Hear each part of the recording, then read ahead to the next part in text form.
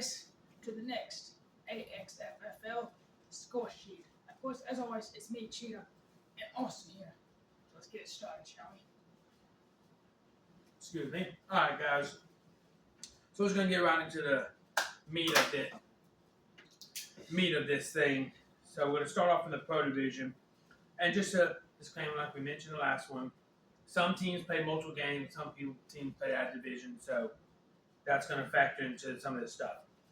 So starting off with the Pro Division, BTA played the semi-pro team, the Soisty Boys, and they won this one 41-20. What are your thoughts? Oh, I mean, it's BTA. Again, every week they show up with a mindset they want to play. They know what they had to do. As for the Soisty Boys, it looks like they didn't really want to try to win that game. They was out there going through the motions and not really focused on winning. I mean, and I think in Soisty Boys' defense, they were one of the teams that played a couple different games today. I think this was the last game of the day, if I remember correctly. Yes. So, fatigue can factor into it. Just many different factors. But like we've said many times on this here before, BTA is one of the favorites. Up there at the top with Sangoons, Warriors Pro. Most hated up there. They're up there. So for them to come out and do this, I'm not really shocked. And take nothing away from Soisty Boys here. So I see it's whatever you hate me in the comments all you want, guys. I'm gonna say it how I feel like it. But take nothing away from them in this game. You got a good team. Their team is still good. They're just fatigued, many different factors in this one. So I don't really know what I can't really judge Soisty Boys. I haven't seen them fresh, ready to go against this team. So, but props to BTA, you came out, you handled business like you should have. Anyway, proved you're still one of those guys in the Pro Division. So I think just all around, just good job by BTA, not falling into a trap game. Yep, they proved one of the top teams right now. And then now we got the Slime Goons playing the Warriors. Both two pro teams right here. Slime Goons winning this one 43-13. I mean, what you got? Just like BTA. They showed up, handled business like we saw with BTA. They stuck to the game plan, and as you can see, it worked out for them. And I haven't seen much of the game, but from what I can tell, Warriors didn't really have it all going for them. They were missing a few key pieces from what I've heard. So. Yeah, so with this one, I mean, I don't really care that they were missing people. They still have a good team, regardless with Renfro there, Justin, 3D, Tez. They have a good enough team to get this job done. Fact is, they didn't. I don't want to hear this. You had to pick up people. I saw a lot of this game. The people they picked up were solid players. So what they didn't get the job done, is what they did. So what you're saying is no one stepped up with a few key pieces. No, and this goes back to week one. I called them the most complete team in the league. Screw that! Warriors, they have a lot to prove. They can hate me all they want for saying I don't care about the pick that they had to pick up. You still have the pieces to get it done. You still had your quarterback. You still had a lot of your key guys. And you came out and only put up 13 points. Slime Goons, y'all have it as the most complete team in the Pro Division. I think y'all I gotta see a game between BTA and y'all. That's good. The last game against y'all that went to overtime. And again, questionable reffing in that one. But Slime Goons, I think y'all are probably, you and BTA are the best teams in this Pro Division.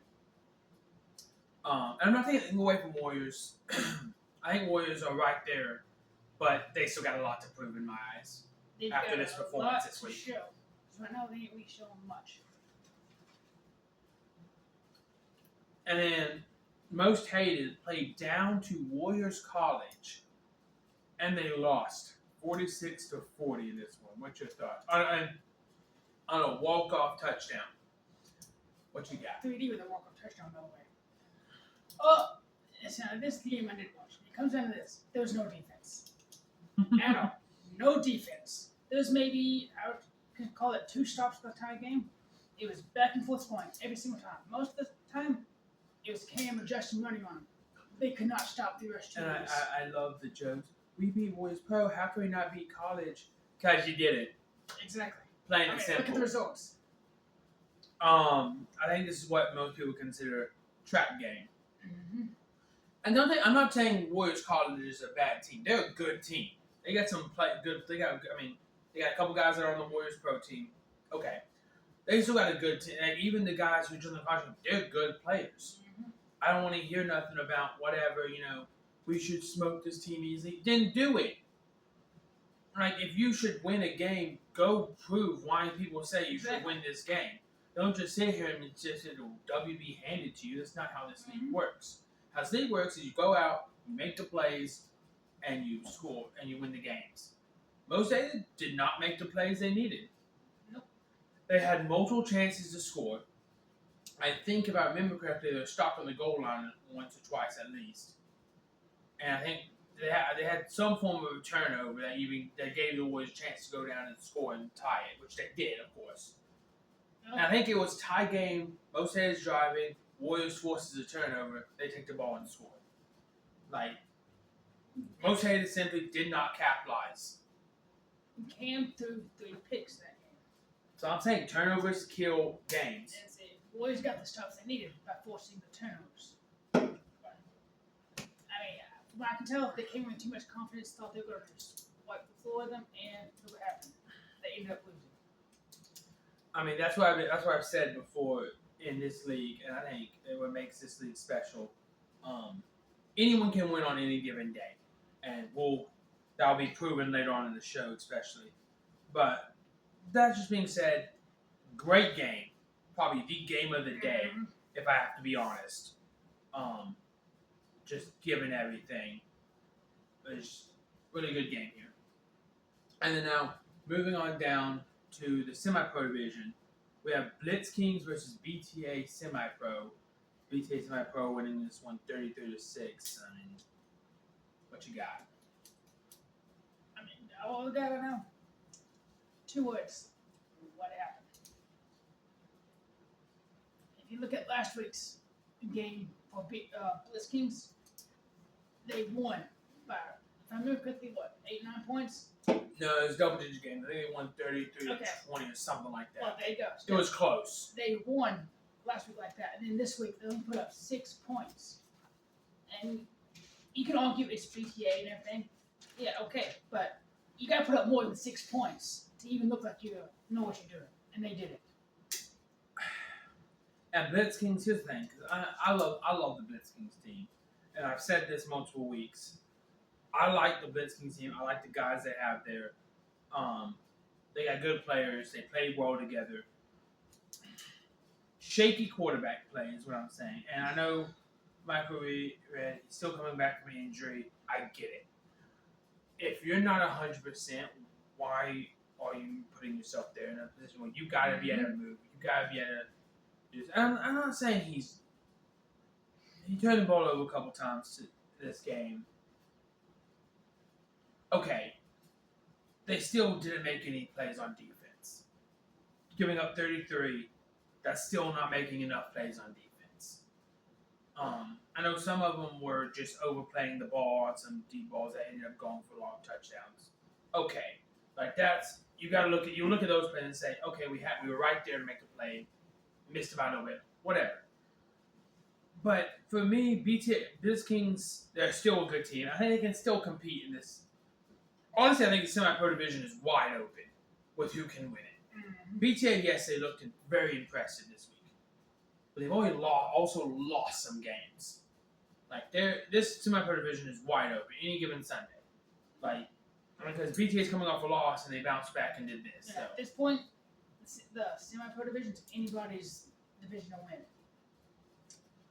And then now we got the Window Lickers and Saucy Boys, one of my favorite games of the day. Saucy Boys winning this one 30-27. What you got? Just like last week, when they had to pretty much come back and win, that's pretty much what happened this week. Even though they were leading at the half and all that, they still, for some reason, don't want to get started until the second half and start making the plays they needed. And that's what they did this week. 2 turnovers in the first half, right? Or was it Yes. one? I believe it was 2. Can't remember exactly. But They overcame it. Like at the end of the day, they made the shots they made in the plays. second half, handled business in the second half, and they ended up winning. They made the plays to win the game. Yep.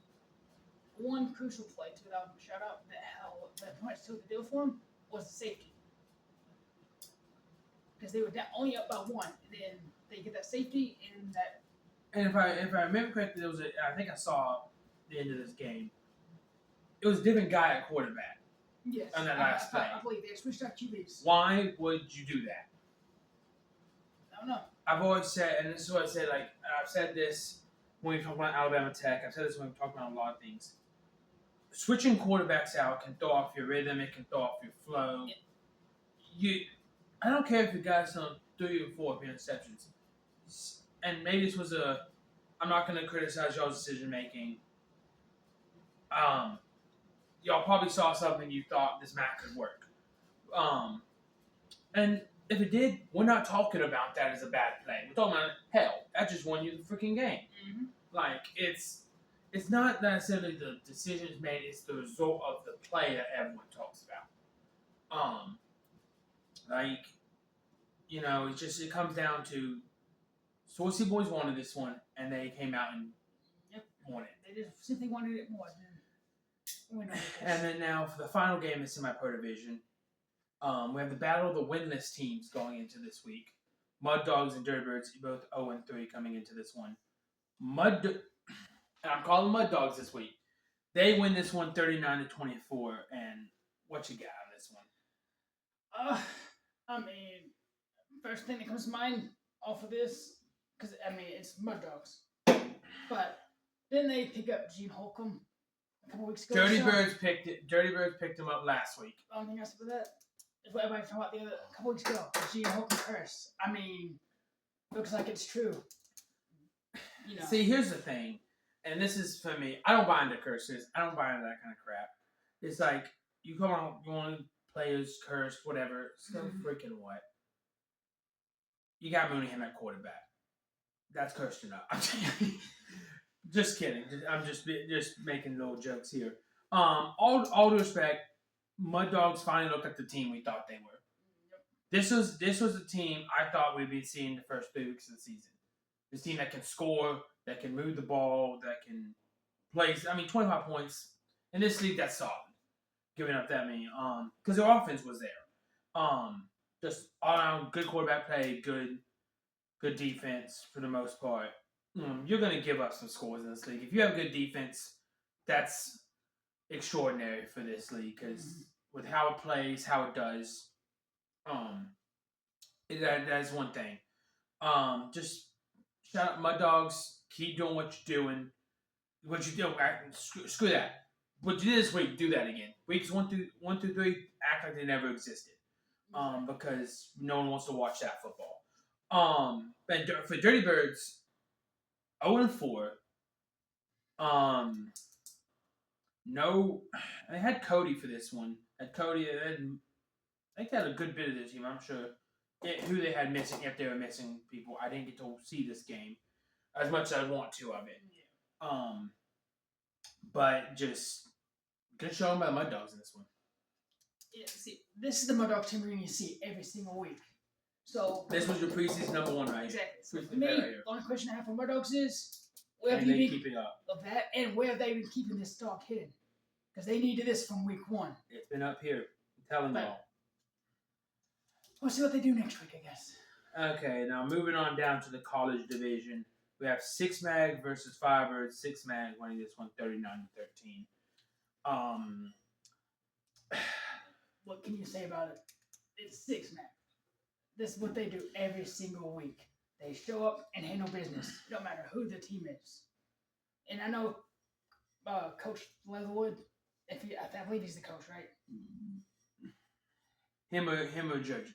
Okay. But see, this is what he does with his teams. He tells them exactly what they need to do on game Don't day. bet against Bubba. That too. Never bet against Bubba. But no, he tells his team how to win the games and what they need to do to win it. And the results show it. And this is JoJo. he's probably, and I don't care what anyone else says, he's the best quarterback in college division. Might be one of the best quarterbacks in the league. He's a game manager. He can make the plays when he needs to. He makes a mistake, you can bet he's coming right back and making up for it. You never see him compound on itself. He always looks at what he does and he comes back and he makes the plays. Of course, he's got good guys around him, but that's not taking anything away from him. He himself makes plays with his legs. He does it all the time. And doesn't get sacked much either. No. He's one of those players that can get away from the sacks. Great pocket awareness for him. Then look at Firebirds. I mean, you ran into 6-man. That's just what happened. Yeah, unfortunately, this was not yours. And I know they were missing some guys. That a couple guys who missed. I think an injury. They had an injured player. Yes. So take that with a grain of salt with that one, but still, you had some good players on that team with Landon, Tiggy. You got good players there. So, but still, 6-man, props to y'all. You handled business. Yep. And then what looked like to be a very, very bad game turned into actually one of the funnest games in college division to watch. The Thunderhawks played Window Lickers out of division in semi-pro. They dropped this one 41-33. But keep in mind, this was a 26-0 game at the half. Thunderhawks got a turnover, interception return for a touchdown. Their quarterback ended up going out with an injury for most of the second half. And they had the guy stepped up. And I know they lost this game, but if you're the Thunderhawks, you can take a lot from this game. You said, you have the guys, when one of your players went out, you had the guys step up and they fought their ass off in this game. Mm-hmm. I don't care you said they lost it. I know you don't talk about these more victories, whatever, but after the game against Warriors College, you can say, you still lost, but they played a lot better than I think the first half shows. They played a lot better than everybody thought they would against this team. Because Window Lickers, they're a dang good team. I don't care. They not only lost their division game against the Saucy Boys in a very, very close one. They're still probably one of the best teams in semi-pro division. I think they're still right now the best semi-pro division team. No, scratch that. They are the best semi-pro division team. Them and Saucy Boys. It depends on how you judge them. I don't know which one you say is better. I know it's head-to-head matchup gives the edge to Saucy Boys right now, but I think they're right there. They're tied right there. So take that with that. But Thunderhawks, if you're this going into next week, I don't know exactly who they play, but regardless of that, they just got to build off this second half. Try to keep some of the second half going. If I was the Thunderhawks going into next week, I'll look at this game and be like, okay, this is what we did good. We need to keep doing that and try to limit the mistakes we made in that game. And also, I will say, the status of the Thunderhawks quarterback is up in the air right now. Nothing confirmed yet. We got a few reports saying different things, so we'll see on that one. But anyway, good game. Came up short, but good game. And probably the most surprising game of the whole afternoon. Alabama Tech and Legends in 2 games against 2 winless teams. Alabama Tech, this was the reported score I was given. Wins is 70-30. And this is shocking. I don't even know what to say on this one. I mean, based on the Alabama Tech team we've seen the last few weeks, they were winless going into this. I did not think they would even score 12 points against the Legends. But then they come out here and they pretty much prove that we're a good team. This is what we're going to do every week going forward. And I think they have some. And like I said, I've said this before. Alabama Tech. They have some great players on that team. And here's the big question we ask: is this the breakout of Alabama Tech? Are they going to build off this and say we're still good? Now we're going to show you. Is this the shift they needed to kick into gear finally? What is it? People say there's that get right game. Mm-hmm. Is this their get right game so they can build off this and go into next week saying we can compete with anybody in this league? I don't know. That remains to be seen because what it said any given Sunday. This was a team who I think in their first 3 weeks of the season have been blown out in almost every game. Mm-hmm. At least the first 2 weeks of the season were decided by double digits. I think last week was close, a little bit closer, and they do this week, and you're just like, wow. Yeah. Like where has this been? I think you said that for the Mud Dogs earlier, as we discussed earlier, like just they came out and they proved that they can play with anybody. And Legends, they're a good team. I take Dak, Shannon, the guys over there, they're a good team. So don't take anything away from them. But Alabama Tech does not be finding the breakout we've all been looking for in this one. And there's great showing by Alabama Tech. For getting your first win is great. It's good for any team. They handled business. When I think, honestly, they were probably underdogs going into this one too. Definitely. So I mean, just like that pretty much recaps thing, and we do not have this schedule yet for week 5 coming up. No, You don't have to schedule for week 5 yet. Week 5.